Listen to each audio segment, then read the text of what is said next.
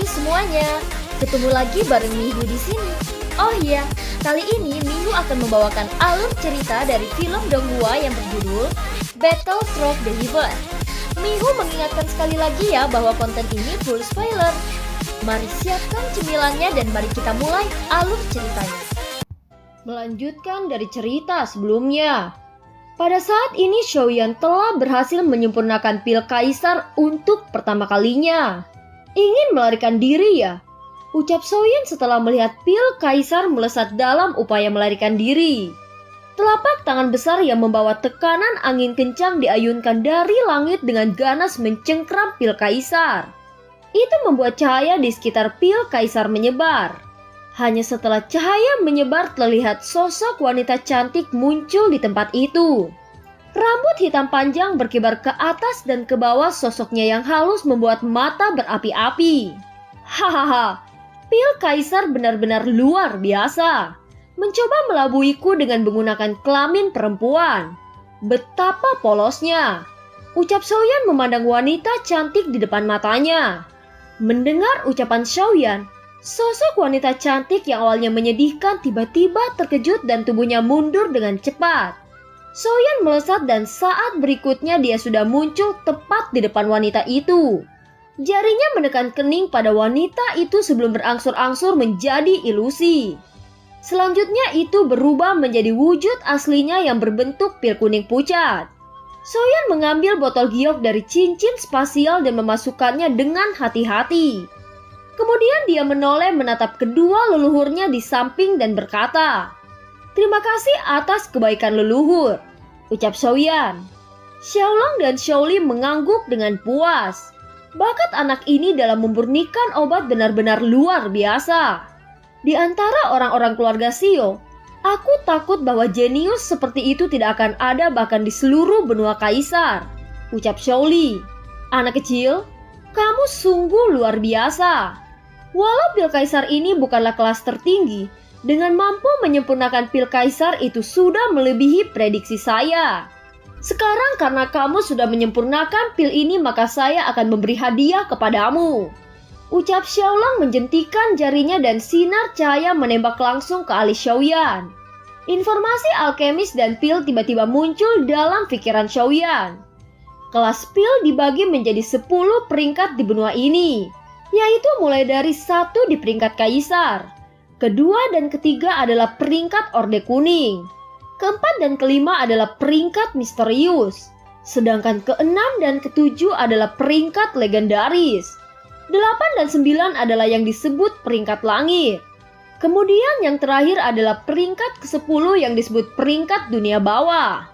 Banyak alkemis yang tak terhitung jumlahnya tidak dapat menerobos sampai akhir kehidupan mereka. Kesulitan melompat satu tingkat berkali-kali lebih sulit dibandingkan di benua Douqi.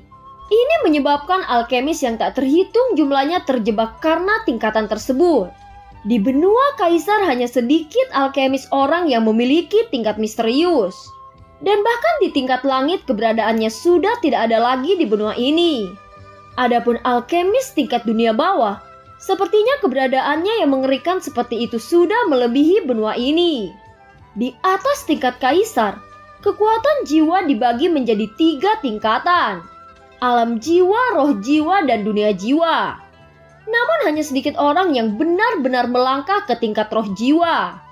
Kebanyakan orang di benua kaisar masih bertahan di tingkatan alam jiwa. Adapun tingkat dunia jiwa, itu adalah keberadaan yang langka. Tingkat dunia adalah tingkat yang legendaris.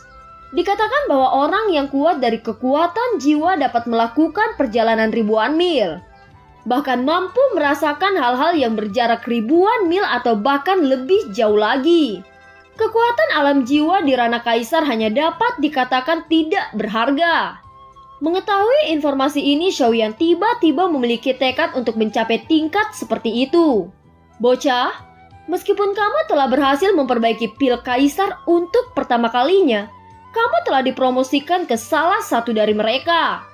Tetapi jika kamu mempelajarinya sendiri, masih sangat sulit untuk naik ke tingkat Orde Kuning kelas 3. Mengapa kamu tidak membiarkanku untuk mengajarimu? Ucap Xiaolong. Xiaoyan menatap tatapan Xiaolong dan langsung menjadi cerah. Orde Kuning tingkat 3 merupakan pil langka bahkan di benua Kaisar. Di benua Kaisar hanya ada beberapa alkemis yang mampu membuat pil Orde Kuning yang mencapai tingkat 3. Xiaolong adalah orang pertama di benua Kaisar yang mampu membuatnya, namun sekarang usianya sudah tua. Kamu tidak harus memanggilku guru. Aku hanya akan memberimu resep dan mengarahkanmu ke beberapa metode pemurnian. Adapun yang lain, kamu hanya dapat mengandalkan dirimu sendiri, ucap Xiaolong. Setelah Xiaoyan mendengar kata-kata itu, ada sedikit rasa terima kasih di matanya. Dia tidak lagi ragu-ragu sebelum menganggukkan kepalanya. Kalau begitu junior ini mengucapkan terima kasih kepada leluhur, ucap Xiaoyan. Tidak perlu berterima kasih. Sebaliknya aku yang harus mengucapkan terima kasih, ucap Xiaolong tertawa terbahak-bahak ke arah Xiaoli. Xiaolong memang jago judi, tetapi setiap kali dia berjudi tidak pernah mendapatkan hasil yang bagus. Kali ini dia benar-benar menang. Bagaimana dia tidak bahagia? Xiaoli muncul dan mengulurkan kening saat bertanya. Tunggu sebentar. Xiaolong, kamu mengajari Xiaoyan memurnikan obat, tetapi kamu tidak ingin dia menyebutmu guru. Apa maksudmu? Ucap Xiaoli. Xiaolong buru-buru menarik Xiaoli pergi dan melirik Xiaoyan yang jauh. Dia berbisik dengan suara yang tidak bisa didengar Xiaoyan. Aku punya sesuatu dalam pikiranku. Baru saja Anda melihat bahwa naga guntur melahap pil petir kan? Seharusnya Anda tahu apa artinya ini, ucap Xiaolong. Mendengar kata-kata ini, Xiaoli segera merenungkan kejadian sebelumnya. Bukankah itu berarti anak ini tidak takut pada pil petir di masa depan? Berapa banyak alkemis yang gagal karena pil petir di benua ini? Selain itu, Anda tahu bahwa saya hanya menyiapkan 3 ramuan obat untuknya. Hahaha, ucap Xiaolong. Benarkah? Kamu hanya menyiapkan 3 ramuan obat untuknya? Ucap Xiaoli sangat terkejut sehingga dia segera mengevaluasi kembali bakat penyulingan Xiaoyan. Itu mengapa aku tidak mau bocah itu memanggilku guru. Jenius seperti itu, apakah kamu pikir aku memenuhi syarat untuk menjadi tuannya? Ucap Xiaolong tertawa terbahak-bahak. Di masa depan kita keluarga Xiao akan menjadi brilian karena dia. Kamu mengerti maksudku sekarang? Ucap Xiaolong lagi. Xiaoli mengangguk dengan sungguh-sungguh. Xiaolong sepertinya mengingat sesuatu, segera dia menoleh ke arah Xiaoli dan berkata, Orang tua Xiaoli, bisakah Xiaoyan bergabung di klan? Ucap Xiaolong. Walau Xiaoyan berasal dari benua Doqi atau yang disebut sebagai benua hina di mata benua Kaisar, namun Xiaoli jelas dia tahu bahwa Xiaolong ingin Xiaoyan bergabung dengan klan sesegera mungkin. Dan apa yang akan dia lakukan di masa depan juga sangat bermanfaat bagi klan. Xiaoli merenung sejenak sebelum berkata, bukan tidak mungkin untuk melakukannya, tapi itu agak merepotkan.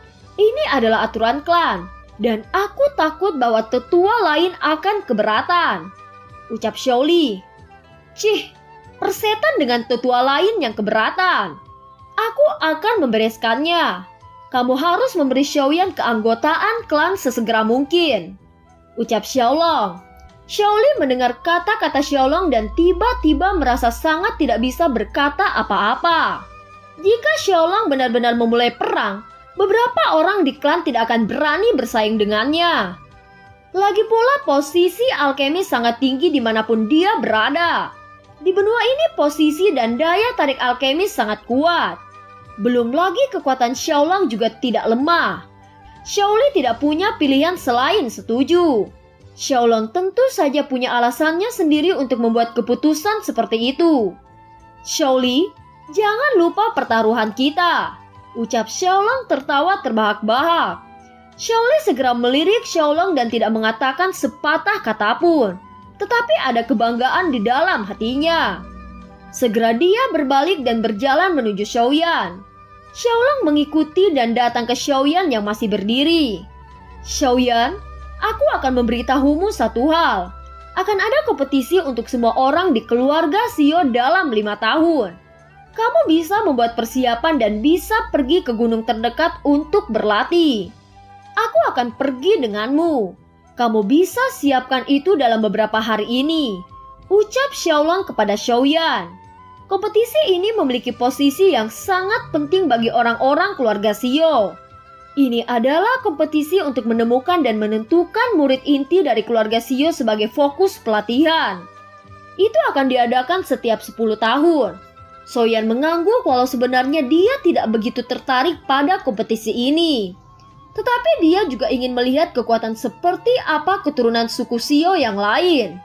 Xiaoyan, pil yang telah kamu buat sangat menguras tenaga. Kamu sebaiknya beristirahat dulu. Aku akan mengurus keanggotaan klan untukmu. Tampaknya Kaisar Ming telah mendatangimu belum lama ini. Karena periode waktu ini kamu memperbaiki pil cukup lama, dia hanya bisa pergi, ucap Xiaoli. Xiaoyan mengangguk. Segera dia berbalik dan menatap dua sosok di depannya lalu berkata, "Leluhur Xiaoli, leluhur Xiaolong, Xiaoyan pergi dulu," ucap Xiaoyan. Xiaolong dan Xiaoli tersenyum dan mengangguk. Xiaoyan tidak kehilangan kesopanannya yang membuat penilaian mereka terhadap Xiaoyan sedikit lebih tinggi. Xiaoyan perlahan terbang ke kejauhan dengan sosok naga di sampingnya. Karena begitu lama menyempurnakan ramuan itu, pikiran Xiaoyan benar-benar lelah. Xiaoyan tidak bisa menahan senyum ketika melihat kulit naga menjadi emas gelap. Peningkatan kekuatan naga petir emas telah sangat membantunya.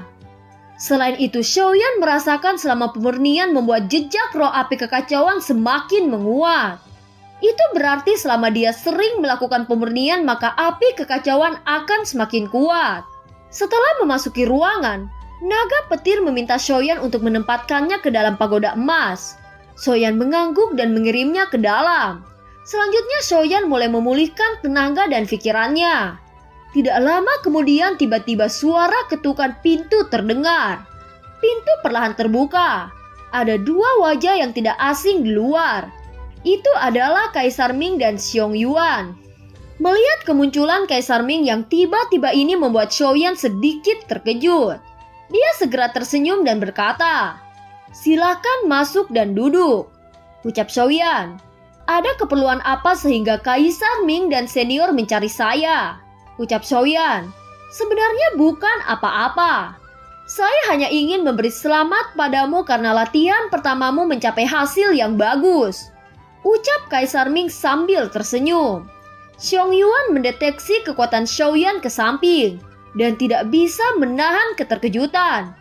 Kamu benar-benar telah dipromosikan ke Kaisar Bintang 1 Menengah," ucap terkejut Xiong Yuan. Xiaoyan tersenyum ketika dia mendengar kata-kata Xiong Yuan dan berkata, "Aku hanya beruntung," ucap Xiaoyan.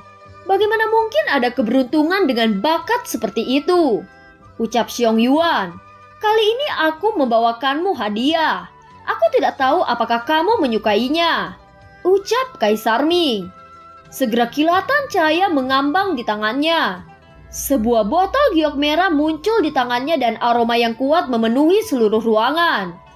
Mata Xiaoyan tiba-tiba menyusut saat dia mencium bau pil yang terkandung dalam botol giok merah. Kaisar Ming memandang Xiaoyan dan berkata dengan lembut, "Ini adalah pil tingkat 3 yang saya dapatkan secara tidak sengaja. Itu dapat membantumu untuk kultivasi," ucap Kaisar Ming. Kaisar Ming menyerahkan botol giok ke Xiaoyan. Xiaoyan tidak ragu-ragu saat mengambil kotak giok dengan aroma yang kaya. Hanya menyerap aroma saja memiliki kekuatan seperti itu. "Aku benar-benar tidak bisa membayangkan betapa mengerikan energi yang terkandung dalam pil obat ini," gumam Xiaoyan. Orde kuning tingkat 3 adalah pil yang sangat langka. Tidak disangka-sangka Kaisar Ming sebenarnya bersedia memberikan ini kepada Xiaoyan. Tingkat keberhasilan penyulingan Orde Kuning sangatlah sulit. Bahkan hampir mustahil mengingat kekuatan Xiaoyan di benua Kaisar ini. Jika seorang Kaisar mengkonsumsinya, dia akan memiliki 30% keberhasilan untuk bisa dipromosikan menobos tingkat Kaisar Bintang 2. "Xiaoyan, benda ini tidak berguna untuk orang tua sepertiku. Namun ini akan sangat bermanfaat bagimu. Bagaimanapun kamu juga seorang murid dari lembah Tianmingku," ucap Kaisar Ming tersenyum. "Kalau begitu, Junior ini akan mengucapkan terima kasih kepada Kaisar Ming. Jika ada tempat di lembah Tianming di mana aku diperlukan, aku Xiaoyan akan melakukan yang terbaik. Ucap Xiaoyan tersenyum dan menakupkan kedua tangannya. Hahaha, baiklah, sekarang sudah sangat larut. Kita harus kembali ke lembah. Kita akan bertemu di lain waktu lagi. Ucap Kaisar Ming. Kaisar Ming tersenyum setelah tujuannya sudah tercapai. Xiaoyan berdiri dengan cepat dan mengantarkan mereka keluar dari pintu. Tubuh Kaisar Ming bergetar bersama munculnya sinar biru sebelum menghilang dari pintu Xiaoyan. Melihat Kaisar Ming yang menghilang seketika, Xiaoyan mengangkat alis. Dia baru saja menggunakan kompas. Sekali lagi terima kasih, ucap Xiaoyan. Xiaoyan menutup pintu dan berbalik. Selanjutnya dia melihat botol giok yang dipegang di tangannya. Xiaoyan menjilat bibirnya dan melambaikan tangannya. Karena Xiaoyan merasakan banyak kewaspadaan di antara kerumunan ketika dia pertama kali berlatih. Ini saatnya untuk terus meningkatkan kekuatannya. Dia dengan hati-hati mengeluarkan pil obat tingkat 3 Orde Kuning. Setelah itu Xiaoyan sekali lagi memasuki dimensi pagoda emas. Rasa yang akrab datang padanya. Cahaya di sampingnya bergetar. Sosok Zanlao muncul di samping Xiaoyan. Saya belum pernah mendengar pil obat dari kelas kekaisaran selama ribuan tahun. Saya tidak berharap bahwa masih ada pil obat tingkat rendah, ucap Zanlao. Tingkat rendah? Ucap Xiaoyan mengangkat alisnya. Meskipun pil obat tingkat 3 Orde Kuning dikatakan sangat rendah di daratan Kaisar Dou, itu memiliki kegunaan besar bagi sebagian besar kaisar 1 bintang. Bahkan Xiaoyan tidak memiliki kualifikasi untuk mengatakan seperti itu. Tentu saja hanya alkemis tingkat tinggi yang berani mengatakan bahwa tingkat pil ini rendah. Aku tidak menyangka lelaki tua berjubah biru itu berkata begitu. Mungkinkah dia seorang alkemis? Gumam Xiaoyan. Senior, apakah Anda juga seorang alkemis? Tanya Xiaoyan. Zanlao melirik Xiaoyan, mendengus dan berkata dengan jijik. Apa yang Anda sebut pil kekaisaran kelas 3 tidak lebih dari kentut di mata saya, ucap Zanlao. Ketika Xiaoyan mendengar kata-katanya, dia tidak bisa menahan untuk batuk pahit. Dia melirik Zanlao dan memikirkan identitasnya yang tidak jelas. Bahkan Xiaoyan tidak bisa mendeteksi kekuatan Zanlao, yang membuatnya cukup misterius. Bisakah Anda memberitahuku identitas Anda? Ucap Xiaoyan. Bagaimanapun juga aku tidak dapat mengingat siapa diriku. Namun alkemis kekaisaran di mataku hanyalah bodoh. Ketika kamu naik ke lantai ketiga dari pagoda emas, aku yakin kamu tidak akan bisa dibandingkan dengan leluhur Xiaolongmu lagi. Bayangkan saja betapa kuatnya itu, ucap Zanlao. Lantai 3, ucap terkejut Xiaoyan. Segera dia mengingat informasi yang telah membajiri pikirannya sendiri. Pagoda emas dibagi menjadi 22 lapisan. Lapisan kedua adalah lapisan pemurnian. Dan lapisan ketiga pada saat ini Xiaoyan segera mengingat dan berkata dengan suara terkejut. Lapisan ketiga adalah lapisan bahan obat, ucap Xiaoyan. Hahaha, tunggu kekuatanmu menjadi lebih kuat. Dan ada banyak hal yang menunggumu untuk kamu jelajahi. Kamu bisa menyerap ramuanmu sebelum pergi ke lantai 2, ucap Zanlao. Xiaoyan mengangguk. Lapisan kedua adalah lapisan pemurnian. Dia berjalan perlahan menuju pusat. Di tengah lapisan pemurnian ada sosok dengan jejak guntur emas dan kilat. Setelah memajukan dirinya sendiri, tampaknya atmosfer di menara ini juga telah diperkuat dengan peningkatan kekuatan Xiaoyan. Xiaoyan merasakan tekanan dan secara bertahap bergerak maju. Dengan masuknya Xiaoyan secara bertahap, tekanan di dalam menara menjadi lebih dan lebih. Tetapi tekanan ini diam-diam memadamkan semangat juang di tubuh Xiaoyan. Semakin besar tekanan, semakin jelas efek pendinginnya. Pagoda emas ini benar-benar aneh, ucap Xiaoyan. Xiaoyan tidak bisa menahan nafas setelah menemukan posisi yang tepat. Dia perlahan-lahan duduk dan tidak langsung mengeluarkan pil untuk disempurnakan. Sebagai gantinya dia menyesuaikan semangat juang ke keadaan puncak. Baru kemudian dengan hati-hati mengambil botol giok sebelum mengeluarkan pil dan siang di dalamnya. Pada saat dia mengkonsumsi pil dan siang di dalam tubuhnya, energi agung berubah menjadi sinar cahaya yang menembak ke tubuh Xiaoyan. Xiaoyan dengan cepat membentuk segel di tangannya, dan nafasnya berangsur-angsur menjadi stabil. Di tengah-tengah menara pelatihan, sedikit energi kuning meresap dari udara, dan kemudian terus-menerus jatuh ke tubuh Xiaoyan. Energi kuat menyebar ke dalam tubuh Xiaoyan. Itu mulai menyatu ke semua meridian dalam tubuh Xiaoyan. Energi dari ramuan kekaisaran secara bertahap diserang. Kekuatan Xiaoyan yang baru dipromosikan menjadi kaisar bintang 1 menengah juga jauh lebih stabil. Obat kaisar sepertinya tidak bisa memuaskannya sekarang. Pada saat ini Xiaoyan memiliki perasaan tentang kata-kata Zanlao. Xiaoyan membuka matanya perlahan. Tampaknya pil kekaisaran tidak bisa memuaskanku. Meskipun efek ini juga baik, itu jauh lebih buruk dari yang diharapkan. Ucap Xiaoyan bergumam merasakan kekuatannya saat ini. Anak kecil, pergi sekarang. Sepertinya sekarang kamu hampir siap untuk pergi ke lantai 2. Ucap Zanlao. Mata Xiaoyan langsung menyala. Lapisan kedua adalah lapisan pemurnian. Xiaoyan merasakan energi yang kuat, tetapi tampaknya tidak berdampak pada kekuatan Xiaoyan saat ini. Xiaoyan dengan cepat berjalan. Xiaoyan melirik sorotan cahaya dan melangkah masuk. Ketika Xiaoyan melangkah, tiba-tiba energi kuat dan suara berdengung aneh terdengar. Kemudian kekuatan meremas yang kuat datang dari segala arah mencoba menghentikan Xiaoyan masuk.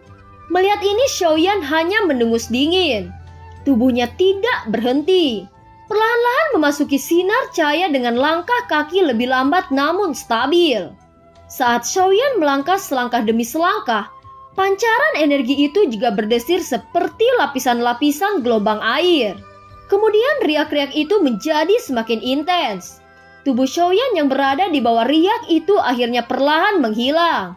Sungguh pria kecil yang baik. Aku harap kamu benar-benar bisa mewarisi pagoda emas ini. Di saat itu tugasku akan selesai. Ucap Zanlao bergumam sendiri. Pada saat ini Xiaoyan sudah muncul dari sorotan cahaya. Dan pemandangan indah segera memenuhi matanya. Mata Xiaoyan melihat sekitarnya. Dia melihat massa cahaya energik yang terbang di sekitarnya tiba-tiba menyadari bahwa ini bukan massa cahaya energi. Tetapi semuanya adalah latihan nyata. Dan ada banyak latihan urutan surgawi di sini. Ketika Xiaoyan terkejut, ada kilatan bayangan di sampingnya. Segera setelah itu sosok Zanlao muncul di sampingnya. Menyaksikan Xiaoyan yang terkejut dan berkata, "Lihat bagian tengah volume ini. Itu adalah hal yang baik," ucap Zanlao. Xiaoyan melirik ke arah yang ditunjuk Zanlao dan berjalan. Melihat sekeliling dengan hati-hati, ada 4 sinar energi di sekitar. Dan di setiap balok ada volume latihan. Mulai dari yang pertama, kedua dengan warna biru, dan ketiga di tempat adalah sinar api merah. Sinar merah jelas beberapa kali lebih besar dari sinar biru di sekitarnya. Sinar cahaya ini persis apa yang ditunjuk Zanlao kepada Xiaoyan. Beberapa sinar cahaya hampir mendukung seluruh lapisan pemurnian. Xiaoyan berjalan perlahan. Gugusan cahaya yang tak terhitung jumlahnya perlahan terbang di sekitar Xiaoyan.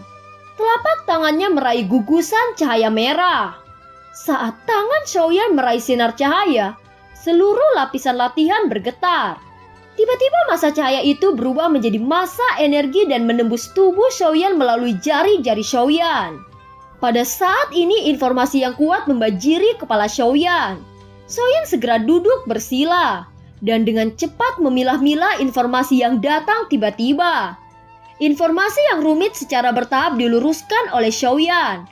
Dia segera terkejut karena di antara banyak pesan ini ada kata-kata keputusan yang membakar. Keterkejutan melonjak di benak Xiaoyan. Mengapa masih ada api? Pada saat ini Xiaoyan selain terkejut dan juga bingung. Dia hanya datang ke benua ini selama beberapa hari. Bagaimana dia menemukan sesuatu yang berhubungan dengan dirinya sendiri? Pada saat ini Xiaoyan telah dikejutkan dengan teknik baru yaitu Skyfire versi lengkapnya yang terdiri dari 8 tahapan. Mulai dari perubahan pertama bernama membakar, perubahan kedua bernama menentukan, perubahan ketiga bernama surgawi, perubahan keempat bernama guntur, perubahan kelima bernama iblis, dan perubahan ketujuh hingga perubahan kedelapan yaitu tahap terakhir bernama pembakaran 8 tiang. Hal ini cukup mengejutkan Xiaoyan. Melihat dengan seksama pada Skyfire dalam informasi, Xiaoyan menemukan bahwa itu lebih lengkap dan sempurna daripada Skyfire perubahan misterius dalam tubuhnya. Ini adalah versi lengkap dan sempurna. Xiaoyan tidak tahu tingkat latihan ini, tetapi melihat dari versi lengkap, latihan ini lebih tinggi dari urutan surgawi. Ini cukup mengejutkan Xiaoyan.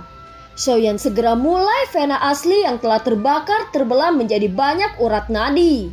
Roh api kekacauan Xiaoyan perlahan-lahan mengalir di dalam. Api yang berbeda di tubuh Xiaoyan tiba-tiba bergetar, dan api kuning pucat perlahan melayang di sekitar api yang berbeda. Ini sebenarnya memiliki efek memadukan api yang berbeda, gumam Xiaoyan. Menjalankan teknik pembakaran baru ini, Xiaoyan terkejut menemukan bahwa kekuatan di tubuhnya tidak dilakukan lagi naik ke tingkat yang berbeda. Zanlao tersenyum pada perubahan kekuatan Xiaoyan. 4 jam kemudian Xiaoyan yang duduk di bawah sinar cahaya perlahan membuka matanya. Setelah mempraktikkan teknik pembakaran lengkap ini, meridian Xiaoyan menunjukkan kecemerlangan. Wajah Xiaoyan mengungkapkan kilau seperti batu giok yang hangat. Setelah Xiaoyan mempraktikkan Skyfire perubahan misterius versi lengkap, semua kekuatan indera dan jiwa dalam tubuhnya sangat meningkat. Apakah praktik pembakaran di antara taktik itu berhasil? Ucap Zanlao bertanya sambil tersenyum.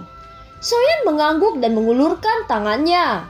Segera itu membentuk naga api yang berputar-putar di sekitar Xiaoyan.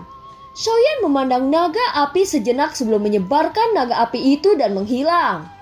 Senior Zanlao, berapakah tingkat dekrit surgawi 8 tiang? Mengapa ada pembakaran seperti itu? Tanya Xiaoyan. Kamu bertanya padaku lalu aku harus tanya siapa? Aku hanya tahu bahwa benda ini sepertinya bisa berkembang. Ucap Zanlao. Itu bisa berkembang? Ucap Xiaoyan tiba-tiba terkejut saat mendengar Zanlao. Mungkinkah pembakaran 8 tiang ini bisa membuat api langit berevolusi? Tanya Xiaoyan. Metode ini tidak sama dengan roh api kekacauan Anda. Alasan mengapa pembakaran 8 tiang disebut 8 tiang karena mengandung 8 kutub yang berbeda, yaitu 8 penentu yang Anda tahu. Masing-masing metode memiliki atribut unik. Jadi jika Anda ingin berevolusi dari 8 kutub, Anda hanya dapat melahap 3 hal aneh, yaitu api, langit, hantu, dan segel roh. Mereka adalah 3 jenis benda misterius yang dilahirkan secara alami. Hampir mustahil untuk menemukan, dan masing-masing memiliki spiritualitasnya sendiri. Bagaimana hal itu dapat diperoleh oleh orang biasa? Kamu harus mendapatkan dan menelan ketiga keajaiban itu. Sekarang kamu tahu betapa sulitnya mengembangkan teknik ini, ucap Zanlao. Mendengar penjelasan Zanlao, Xiaoyan menjadi terdiam karena keterkejutan. Siapa orang yang menciptakan teknik seperti ini? Tanya Xiaoyan. Di benua ini secara alami ada teknik latihan yang lebih tinggi. Teknik surgawi yang Anda miliki tidak lebih dari kelangkaan di tempat terpencil seperti benua Douqi. Namun jika ditempatkan di seluruh benua Kaisar, itu tidak lebih seperti sampah. Di benua Kaisar terdapat 4 teknik. Urutan pertama surgawi yang Anda miliki. Urutan kedua teknik suci. Urutan ketiga kelas domain. Dan yang terakhir urutan kelas batas. Itu adalah tingkat latihan yang benar-benar diperlukan oleh tuan di benua ini, ucap Zanlao. Kelas suci, kelas domain, kelas batas. Xiaoyan tidak bisa berhenti bertanya-tanya bagaimana urutan pembakarannya saat ini. Apakah pembakaran saya sekarang adalah urutan kelas suci?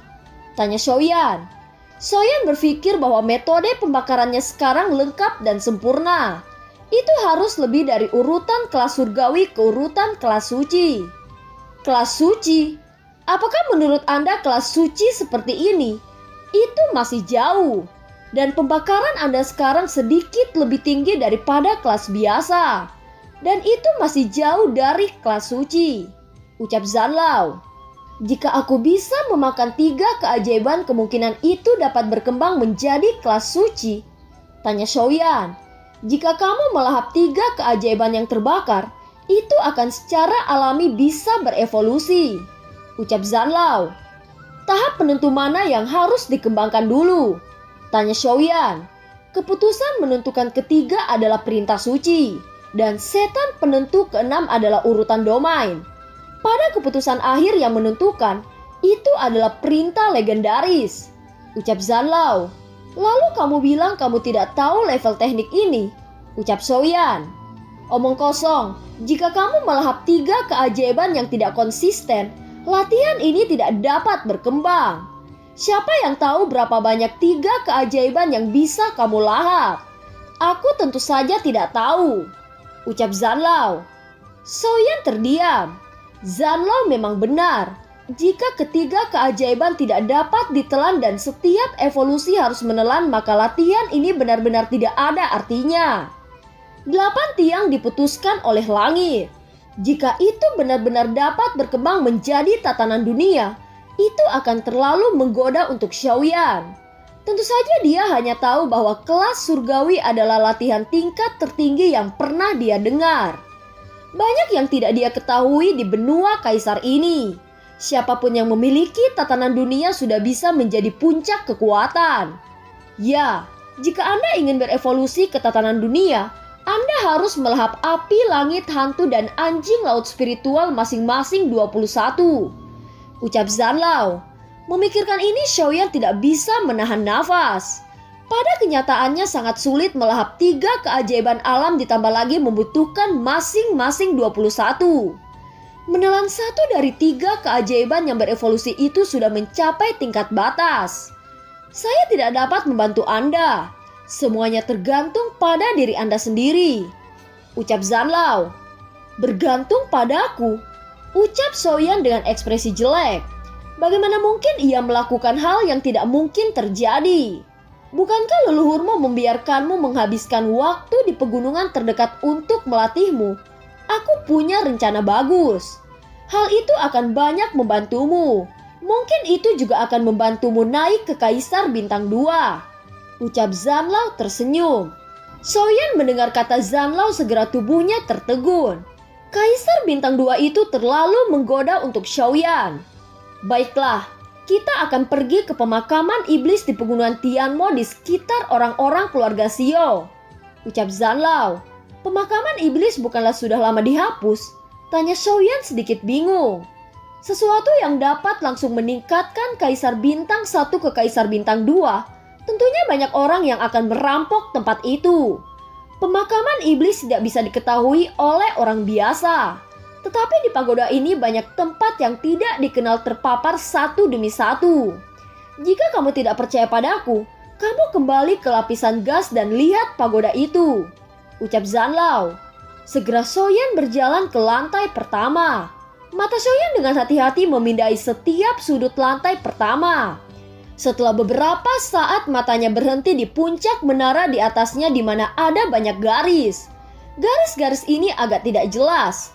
Tetapi setelah Xiaoyan mengamati dengan cermat, garis-garis yang tidak jelas ini tampaknya menjadi 2 rune yang sangat kompleks dan kuno. Garis-garis itu tampaknya mengandung energi langit dan bumi. Xiaoyan mengerutkan kening melihat pemandangan di depannya.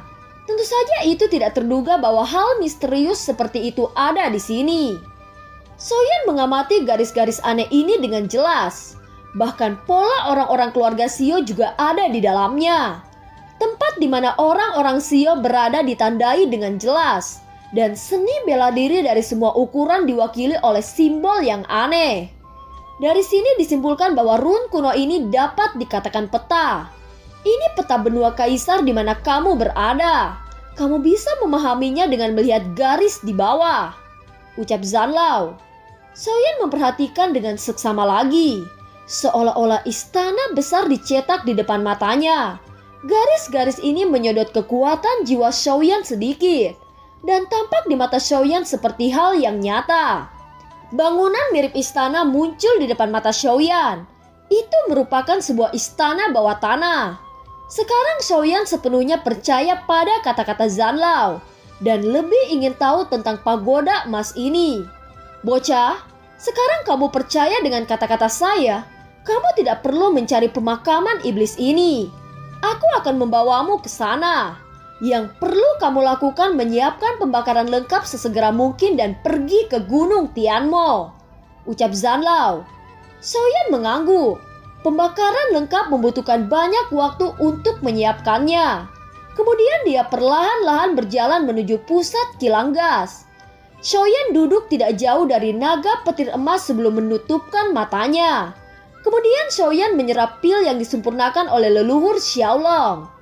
Aku tidak tahu apakah aku bisa mencapai Kaisar Bintang 1 tahap puncak, gumam Xiaoyan. Jika dia bisa mencapai Kaisar Bintang 1 puncak, maka kekuatannya tidak dilakukan lagi telah mengalami kemajuan besar. Segera dia memfokuskan retretnya.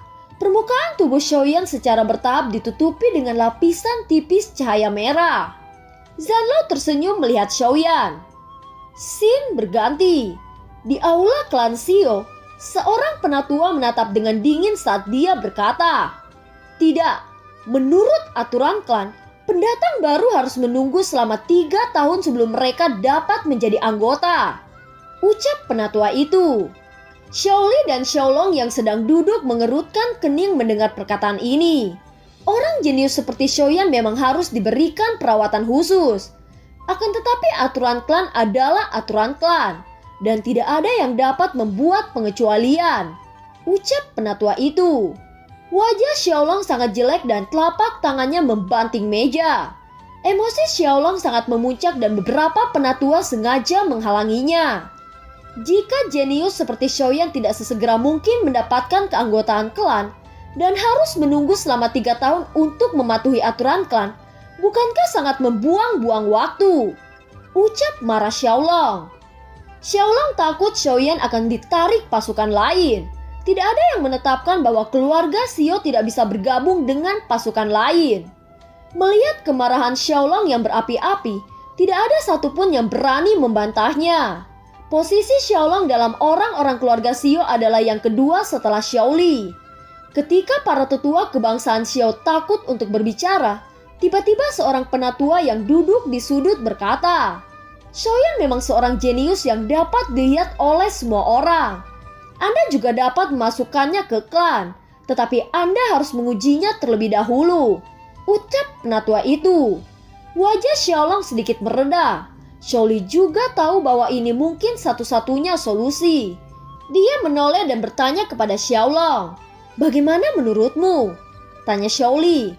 "Seberapa besar perbedaan antara tingkat pertengahan dan akhir? Jika Anda menginginkan seorang Kaisar Bintang 1 untuk melawan Kaisar Bintang 1 di pertengahan, apakah itu adil untuknya?" ucap Xiaolong. "Bukankah masih ada waktu 1 tahun? Kamu lihat, sudah berapa lama Xiaoyan berada di sini? Dan hanya 1 latihan yang membuatnya menjadi Kaisar Bintang 1 tingkat tengah, bukan? Karena dia jenius, kita harus percaya padanya. Bukankah kamu suka bertaruh? Mengapa kita tidak bertaruh lagi kali ini?" ucap Xiaoli. Mata Xiaolong berkedip ketika dia mendengar kata-kata taruhan.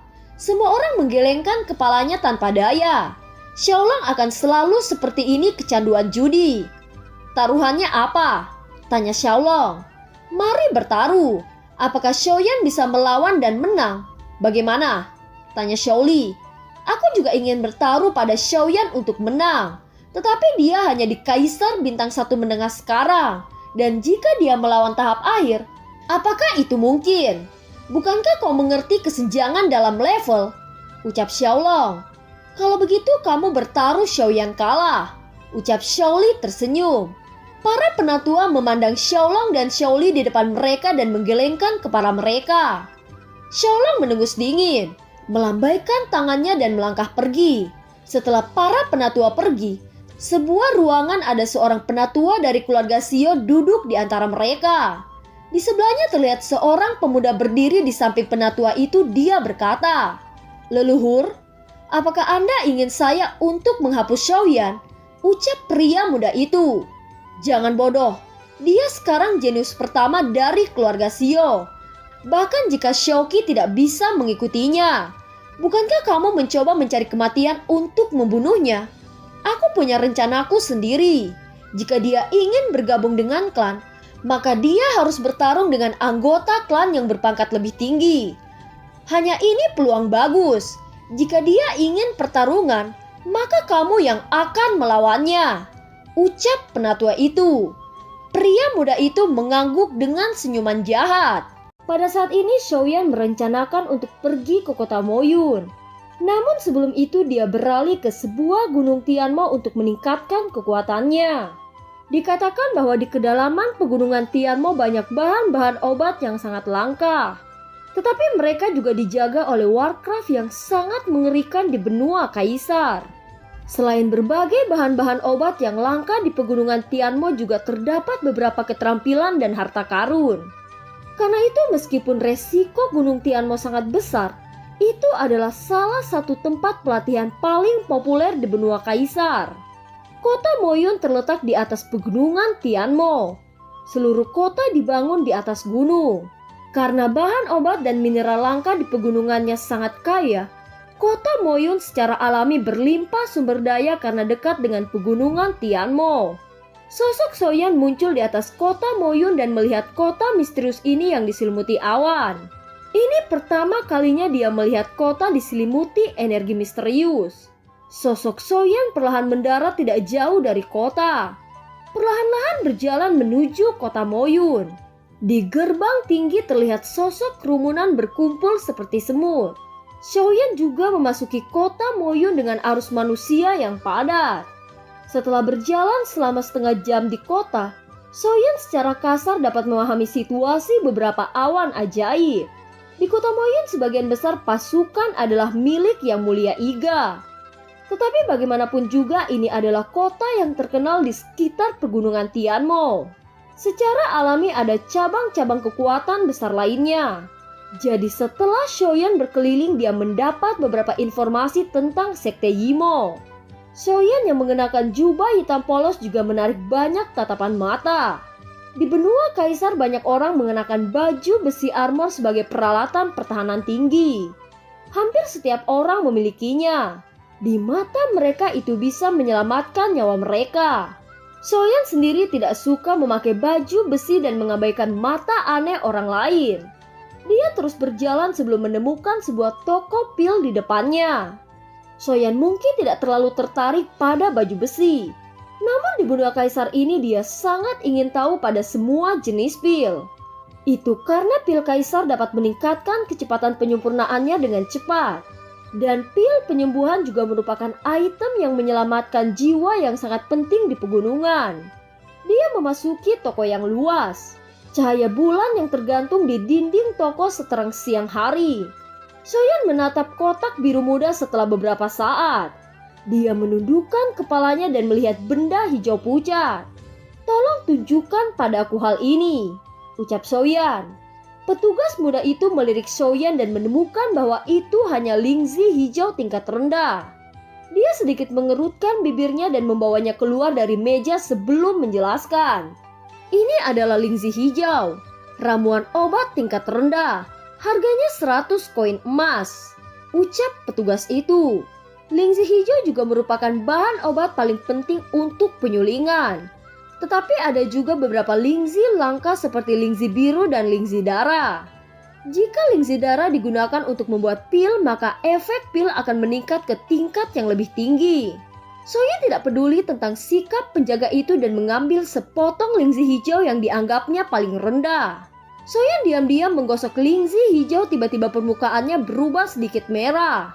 "Apa itu benar-benar menunjukkan warna merah darah?" ucap terkejut Shaoyan. Hari ini keberuntungannya sangat baik. Lingzi darah juga sangat sulit ditemukan di pegunungan Tianmo. Shaoyan tersenyum dan langsung menyerahkan 100 koin emas ke penjaga muda itu. Dengan hati-hati Xiaoyan memasukkan kotak giok yang berisi lingzi darah. Selanjutnya dia membeli beberapa pil untuk penyembuhan luka. Baru saat itulah dia pergi dengan puas untuk menemukan penginapan yang bisa dia tinggali. Hal-hal penting sudah dipersiapkan dan aku akan pergi ke Gunung Tianmo besok, ucap dalam hati Xiaoyan. Malam yang hening seketika berganti dengan langit yang cerah. Xiaoyan yang tidur di ranjang perlahan membuka matanya. Segera Xiaoyan duduk bersila dan mulai berlatih di tempat ini. Pelatihan Xiaoyan berlangsung selama hampir 1 jam penuh sebelum sinar matahari di luar jendela memasuki ruangan. Xiaoyan perlahan-lahan membuka matanya. Perasaan peningkatan kekuatan ini sangat menyenangkan dan sangat nyaman. Xiaoyan merenggangkan pinggangnya yang malas. Hari ini, aku Xiaoyan akan memasuki pegunungan Tianmo, ucap Xiaoyan. Dia meninggalkan penginapan dan perlahan-lahan berjalan keluar dari kota yang ramai ini. Dia pergi sendirian ke arah pegunungan Tianmo. Di hutan yang sunyi tiba-tiba pagoda emas muncul dan bergerak maju. Zanlao, apa yang kamu lakukan sekarang? Ucap Xiaoyan. Pergi ke timur, cari tempat untuk beristirahat dulu. Kekuatanmu masih belum cukup untuk pergi sekarang, ucap Zanlao. Xiaoyan mengangguk. Tubuhnya berjalan ke timur. Sekarang bukan waktunya untuk bertarung. Tubuh Xiaoyan bergerak cepat di sekitar pegunungan Tianmo setelah berjalan puluhan mil. Xiaoyan melewati hutan dan melihat air terjun besar muncul di depannya. Setelah itu kekuatan jiwanya juga menjelajahi bagian sekitarnya. Setelah tidak merasakan kehadiran binatang ilahi di tempat ini, dia merasa sedikit lega. Setelah tiba di dinding gunung yang curam, Xiaoyan menemukan sebuah gua kecil untuk dia tempati sementara. Dia memblokir pintu masuk dengan sebuah batu sehingga hanya 1 orang yang bisa lewat. Dia mengambil 3 batu bulan dari cincin spasial sebelum meletakkannya di dinding. Xiaoyan memejamkan mata dan mulai mengisi energi dalam tubuh yang terkuras seharian penuh. Aliran energi samar dari sumber kaisar perlahan dipancarkan dari ruang di sekitar tubuhnya. Versi lengkap dari Skyfire itu benar-benar luar biasa, ucap dalam hati Xiaoyan. Dia merasakan kekuatan yang meningkat beberapa kali dari sebelumnya. Setelah itu dia perlahan membuka matanya dan berkata, "Selanjutnya apa yang harus kita lakukan?" tanya Xiaoyan. "Kamu masih perlu menyiapkan beberapa hal untuk memasuki pemakaman iblis," ucap Zanlao. Setelah Zanlao selesai berbicara, dia menyalurkan nama-nama 3 pil aneh ke dalam pikiran Xiaoyan dan juga beberapa sebagian informasi. Xiaoyan perlahan berjalan keluar dari gua, memandangi pegunungan Tianmo yang tak berujung. Kekuatan jiwa keadaan kaisarnya menyebar ke pegunungan Tianmo dengan cepat. Dengan menggunakan kekuatan jiwa, tidak diragukan lagi mencari bahan obat akan jauh lebih cepat. Tetapi dia masih tidak dapat menemukan jejak bahan obat yang dia butuhkan. Tampaknya hanya bagian yang lebih dalam pegunungan Tianmo yang mungkin memiliki bahan obat yang sangat berharga. Sepertinya aku harus memasuki pegunungan Tianmo lebih dalam lagi, gumam Xiaoyan.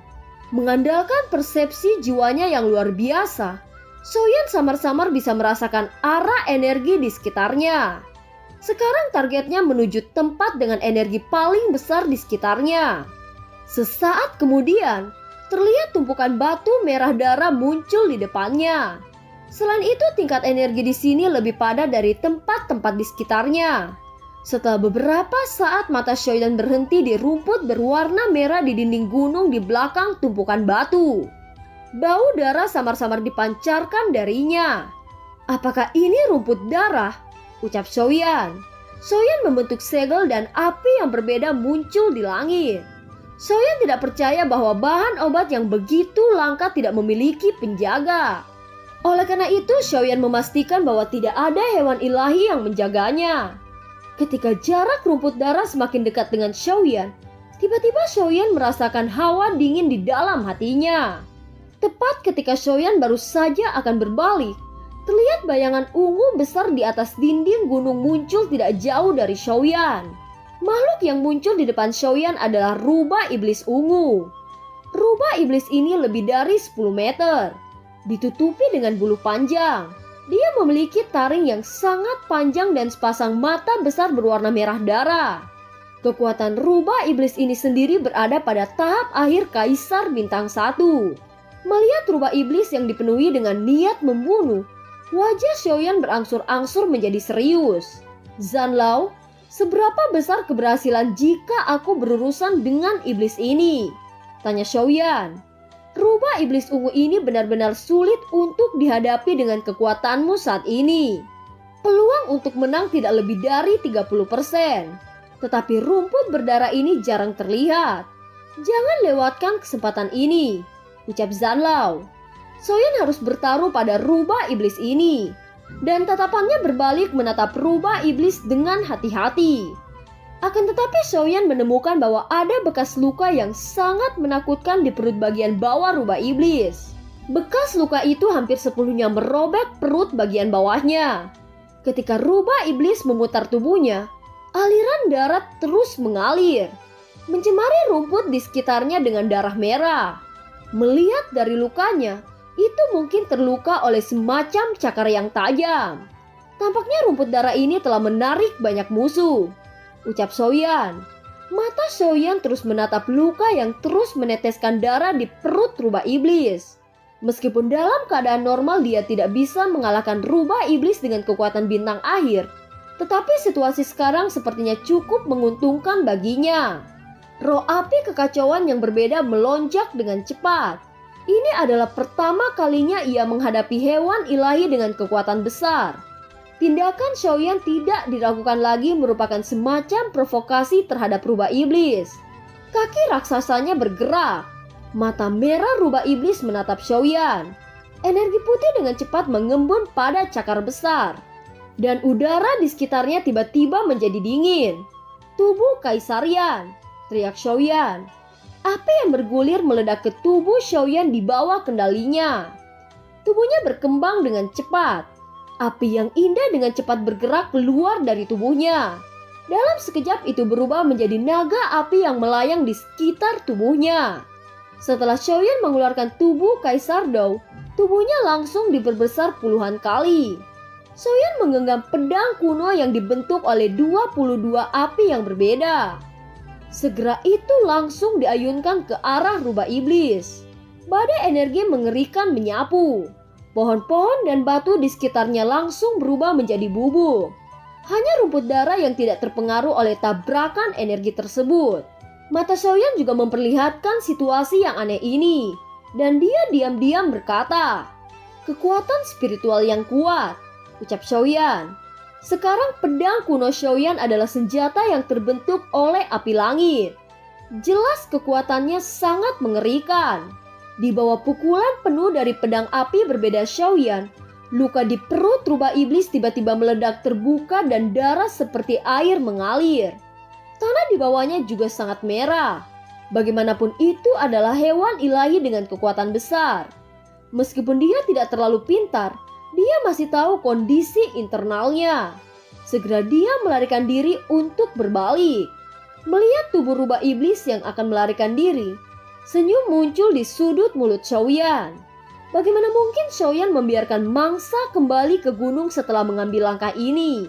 Tubuh Xiaoyan tiba-tiba muncul di depan rubah iblis bersama tangan Xiaoyan yang membesar. Ada kilatan sengit di mata rubah iblis.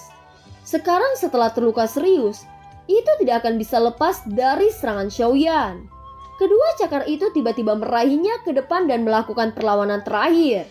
Namun bagaimana dia bisa menahan serangan Xiaoyan setelah kehilangan banyak darah?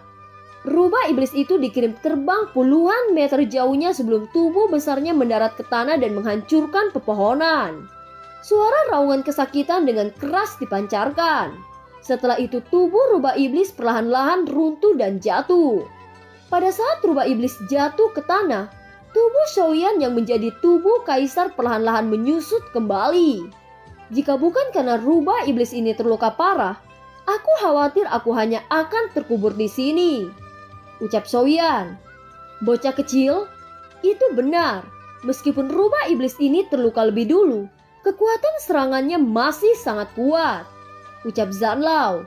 Soyan hanya tersenyum pahit dan tidak mengatakan apa-apa. Selanjutnya Soyan berjalan ke rumput merah darah dan dengan hati-hati memasukkan ke dalam botol giok kecil. Setelah mengumpulkan rumput darah ini, Soyan datang ke tubuh rubah iblis untuk mengambil belati sebelum memotong kepalanya. Tiba-tiba inti monster ungu muncul di depan Soyan. Ini adalah pertama kalinya dia menjumpai tingkat inti monster seperti itu. Setelah memegangnya, Soyan merasakan aura dingin yang dipancarkan. Inti monster rubah iblis ini akan bernilai 2000 koin emas Jiandin perdagangkan. Akan tetapi inti monster ini sangat diperlukan bagi alkemis seperti Soyan. Oleh karena itu dia akan menggunakannya saat memurnikan pil. Selanjutnya Soyan meninggalkan tempat ini dan segera bergegas melalui hutan lebat. Setelah beberapa saat kemudian, Soyan tiba-tiba berhenti. Dia sepertinya merasakan ada suara samar yang datang tidak jauh dari sampingnya. Tidak lama setelah Soyan bersembunyi, terlihat dua sosok perlahan muncul di hadapan Soyan. Ternyata orang-orang ini dari sekte Yijiao. Ucap dalam hati Soyan setelah melihat lencana pada dada keduanya. Mari kita berhenti di sini dulu untuk sementara waktu. Jika kita memasuki lebih dalam pegunungan Tianmo, kita bisa terbunuh oleh binatang ilahi. Ucap pria parubaya sedikit khawatir. Sial, di mana anak yang bernama Soyan itu bersembunyi? Pemimpin telah memberikan perintah untuk menemukan anak itu. Aku benar-benar tidak tahu apa anak itu hidup atau mati. Ucap seorang teman dari pria parubaya itu. Mungkin anak itu sudah berakhir ke dalam perut binatang ilahi dan berubah menjadi kotoran. Ucap pria parubaya dari sebelumnya. Lebih baik kita beristirahat dulu. Besok kita akan melakukan mencari keberadaan anak itu. Dan film pun berakhir.